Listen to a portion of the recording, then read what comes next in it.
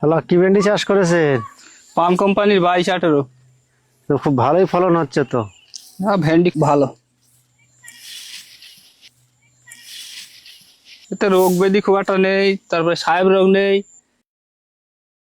ভেন্ডির হ্যাঁ। ফলনও খুব ভালো, ঘন গাঁট। তাহলে এইভাবে আমিও চাষ করব। কারণ তুমি যে জাত করেছিলে সে জাতটা কিরকম? পুরো দানা দেখা যাচ্ছে তো, খুব একটা ভালো নয়।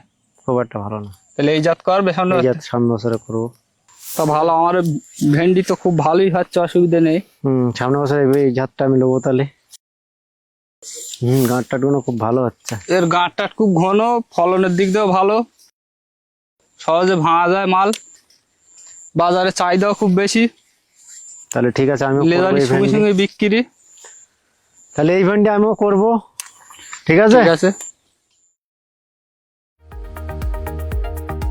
চাষি ভাইয়েরা, YVMVর চিন্তা ছাড়াই ভেন্ডি চাষে বেশি ফলন পেতে আজই যোগাযোগ করুন।